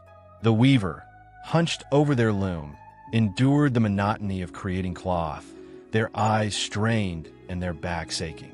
The daily grind was relentless, an unending cycle of physical and mental exertion that left little time for anything else. The constant struggle for food was a pervasive feature of daily life. The medieval diet was often monotonous and lacking in essential nutrients. Bread, made from coarse grains, was a staple, supplemented by whatever meager vegetables or meats could be obtained. Famine was a recurring threat, and periods of scarcity were common. Hunger gnawed at the bellies of many, their bodies constantly weakened by malnutrition. Even the simplest tasks were fraught with difficulty. Fetching water from a distant well or stream could be a time-consuming and strenuous undertaking. Maintaining a fire for cooking and heating was a constant chore, requiring the gathering of firewood and the careful management of embers. The lack of basic amenities and the rudimentary nature of domestic life added to the daily burden. The absence of modern sanitation added another layer of hardship to daily life. Sewage ran openly in the streets, and the air was thick with the stench of refuse. Disease was rampant, and the threat of infection was ever present. The constant struggle against disease, often coupled with malnutrition and exhaustion, weakened the body and made it more susceptible to illness. Darkness fell, bringing little respite from the day's labors. The homes of the common people were often cramped, poorly constructed, and inadequately heated. Sleep offered little escape from the harsh realities of life, and the dreams were often haunted by the anxieties of the day. The cycle began anew with the first rays of dawn, a relentless repetition of toil and struggle that marked the passage of time. The grim daily grind of medieval life was not merely a series of hardships, but a pervasive reality that shaped the very fabric of existence. It was a life lived on the edge of survival, where the simple act of living was a constant battle against the odds. It was a life of repetitive labor, constant hunger, and the ever-present threat of disease. It was a life that demanded resilience, endurance, and a willingness to accept the harsh realities of the world. And yet, within this grim reality, there was also a quiet dignity, a stubborn determination to persevere, a testament to the human spirit's capacity to endure even the most challenging circumstances. This daily grind, though harsh, is a testament to human resilience, a reminder of the enduring spirit that allowed humanity to overcome the difficulties of the age. Their struggle is a silent narrative etched into the very fabric of history, a story worthy of contemplation as we reflect upon their lives. As we draw the curtain on this glimpse into the medieval world, let us pause to reflect on the extraordinary resilience of those who lived through these challenging times. We have journeyed through a landscape painted with the stark hues of poverty, disease, and unrelenting hardship. We've witnessed the weight of social structures that confined and oppressed, the gnawing pangs of hunger, and the ever-present shadow of death. Yet, amidst the darkness, a persistent ember of human spirit flickered, refusing to be extinguished. The lives we've explored were not merely tales of suffering. They were stories of endurance, ingenuity, and a remarkable capacity for adaptation. Consider the peasant farmer, toiling under the relentless sun, their bodies worn, but their spirits unbroken. Picture the artisan, their hands calloused and their back aching, yet continuing to create beauty and utility from the simplest of materials. Imagine the mother, nurturing her children despite the constant threat of illness and starvation, her love a beacon in the harshness of her existence. These were not individuals defined by their suffering, but by their ability to find meaning and purpose within the confines of their circumstances.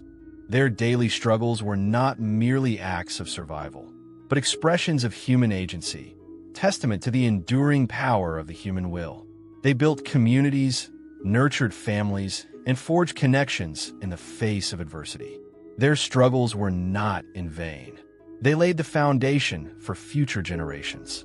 The medieval world was far removed from the romanticized visions often portrayed in literature and film. The reality was far harsher, more complex, and profoundly more challenging. Yet, this complexity should not overshadow the human element at its heart. It was a world where individuals faced unimaginable difficulties with remarkable fortitude. Their lives were shaped by the limitations of their time, but their spirits were not broken by them. The challenges they faced were not simply physical. They were deeply social and psychological. The lack of education, the rigid social hierarchies, and the pervasive feeling of isolation all contributed to the hardships they endured. Yet they found solace in community, in faith, and in the enduring bonds of family. Their resilience was not a passive acceptance of fate, but an active engagement with the world around them. Their stories are not meant to evoke pity or judgment, but to foster understanding and empathy. They remind us of the strength and adaptability of the human spirit, the capacity for resilience even in the face of overwhelming adversity. Their lives were a testament to the enduring human capacity for hope, for community, and for the pursuit of a better future, even when that future seemed impossibly distant. The hardships they endured were immense, but their legacy extends far beyond the confines of their time. Their struggles shaped the world we inhabit today, their triumphs and failures providing valuable lessons for future generations. Their stories are a reminder of the fragility of life and the importance of human connection, of the need for empathy and understanding. Let us remember their lives not with sadness, but with a profound appreciation for their unwavering spirit. The medieval period, with all its darkness and suffering, was also a time of remarkable human resilience, ingenuity, and enduring hope. It was a time when communities were forged in the crucible of adversity, when families persevered against overwhelming odds, and when individuals found strength and purpose in the face of seemingly insurmountable challenges. Their legacy is not just one of hardship, but one of enduring human spirit. Let their stories serve as a testament to the remarkable capacity of humankind to overcome adversity and to build a better future. Let it be a reminder that even in the darkest of times, the human spirit shines brightly, a beacon illuminating the path towards a more hopeful tomorrow. Let their struggles resonate within us, prompting reflection and inspiring us to build a world worthy of their sacrifice and perseverance. Their story is not merely a historical account, but a timeless narrative of human resilience and enduring hope.